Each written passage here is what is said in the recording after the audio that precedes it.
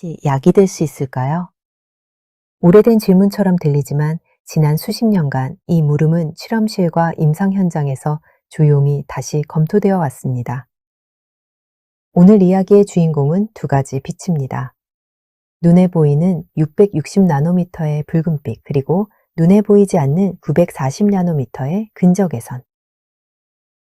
이 두 파장이 우리 몸의 세포와 어떻게 상호작용하는지, 통증과 조직 회복에 관해 지금까지 어떤 연구가 이루어졌는지, 그리고 그 연구를 우리가 어떻게 받아들여야 하는지까지 근거를 중심으로 차분히 살펴보겠습니다. 먼저 핵심 개념 하나. 특정 파장의 빛을 낮은 강도로 조직에 쬐어 세포의 활동을 조절하는 것을 광생물 변조, 영어로 포토 바이오 모듈레이션이라고 부릅니다. 이전에는 저출력 레이저 치료라고 불렸죠. 여기서 중요한 건 낮은 강도입니다. 조직을 태우거나 자르는 것이 아니라 세포에 신호를 건네는 정도의 부드러운 빛이라는 뜻입니다. 열로 무언가를 파괴하는 치료와는 출발점부터 다릅니다. 960나노미터 붉은빛부터 보겠습니다. 이 파장은 피부의 비교적 얕은 층, 즉 표피와 진피 상부에 잘 도달하는 것으로 알려져 있습니다. 그래서 피부 표면과 가까운 조직, 상처 부위, 얕은 근육과 관련된 연구에서 자주 다뤄집니다. 붉은 빛은 눈에 보이기 때문에 빛이 어디에 닿는지 직관적으로 확인할 수 있다는 점도 특징입니다. 다음은 940나노미터 근적외선입니다. 우리 눈에는 보이지 않지만 파장이 더 길기 때문에 붉은빛보다 조직 속으로 더 깊이 들어가는 것으로 보고됩니다. 그래서 더 깊은 근육, 관절, 신경처럼 표면에서 떨어진 구조를 대상으로 하는 연구에서 관심을 받아왔습니다. 눈에 보이지 않는 빛이 몸속 더 깊은 곳까지 도달한다는 점이 660나노미터와 뚜렷하게 구분되는 지점입니다. 여기서 잠깐 자주 놓치는 부분을 짚고 가겠습니다. 빛의 효과는 파장만으로 결정되지 않습니다. 얼마나 강하게, 얼마나 오래, 얼마나 자주 쬐는지, 즉 용량이 결정적입니다. 연구자들은 이를 조사량이라 부르는데 너무 적으면 반응이 약하고 지나치게 많으면 오히려 기대한 효과가 줄어들 수 있다고 보고합니다. 적정 구간이 존재한다는 개념이죠. 바로 이 용량 기준이 아직 완전히 표준화되지 않았다는 점이 연구 결과가 서로 엇갈리는 중요한 이유 중 하나입니다. 파장은 다르지만 두 빛이 세포 안에서 작동한다고 제안되는 방식에는 공통점이 있습니다. 지금부터는 현재까지 보고된 주요 기전을 4가지로 정리해 보겠습니다. 첫째, 에너지 생산입니다. 세포 속 미토콘드리아에는 사이토크롬 C 산화효소라는 효소가 있습니다. 붉은빛과 근적외선이 이 효소에 흡수되면 세포의 에너지 화폐라 불리는 ATP 생산이 촉진되는 것으로 연구들은 설명합니다. 세포가 회복과 유지에 연료가 늘어난다는 개념입니다. 둘째, 염증 조절입니다. 여러 연구에서 광생물 변조가 TNF-알파, 인터루킨 1베타, 인터루킨 6 같은 염증 유발 물질을 낮추는 방향으로 작용한다고 보고했습니다. 염증을 무조건 없앤다기보다 과도한 염증 반응을 조절하는 쪽에 가깝습니다. 셋째, 혈류입니다.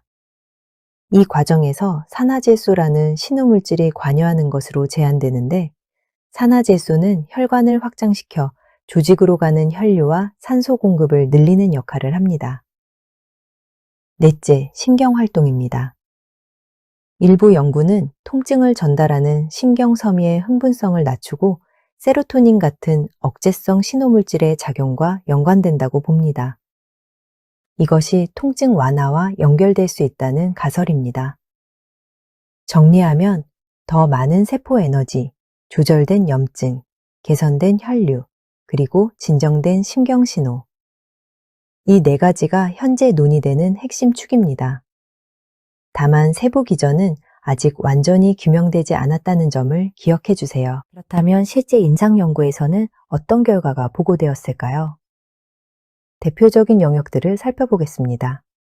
여기서 소개하는 내용은 가능성과 보고된 경향이지 확정된 치료 효과의 보장이 아니라는 점을 먼저 짚어두겠습니다. 만성 요통. 여러 무작위 대조 연구와 메타 분석에서 광생물 변조가 통증 강도를 줄이는데 도움이 될 수 있다고 보고했지만 연구마다 결과의 일관성에는 차이가 있습니다. 골관절염, 특히 무릎 관절염. 다수의 체계적 문헌 고찰에서 통증 감소와 기능 개선의 가능성이 제시되었습니다. 비교적 근거가 축적된 영역 중 하나로 꼽힙니다. 운동 후 회복. 스포츠 과학 분야에서는 근육 피로 감소와 회복 촉진, 근력 유지와 관련한 연구들이 이어지고 있습니다. 대상포진 후 신경통을 비롯한 신경당증성 통증. 일부 임상 연구에서 증상 완화가 보고되었으나 아직 대규모 근거는 제한적입니다. 만성 창상. 잘 낫지 않는 상처에서 콜라겐 합성과 치유 과정을 촉진할 수 있다는 보고가 있습니다. 섬유 근육통.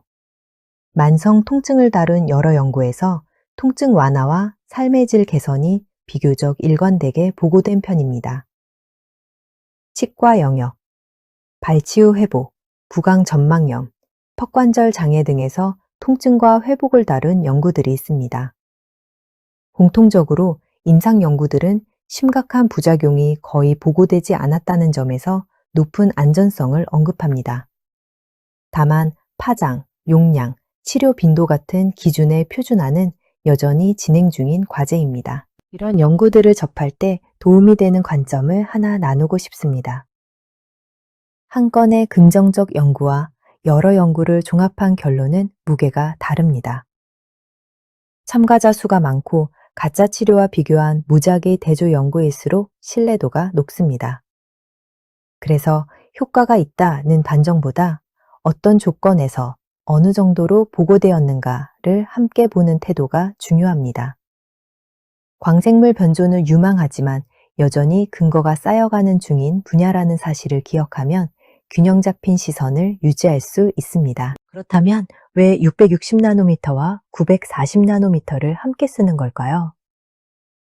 앞서 본 것처럼 붉은 빛은 얕은 조직에, 근적에서는 더 깊은 조직에 강점을 보이는 것으로 알려져 있습니다. 두 파장을 결합하면 표면부터 더 깊은 층까지 서로 다른 깊이를 함께 겨냥할 수 있다는 개념입니다.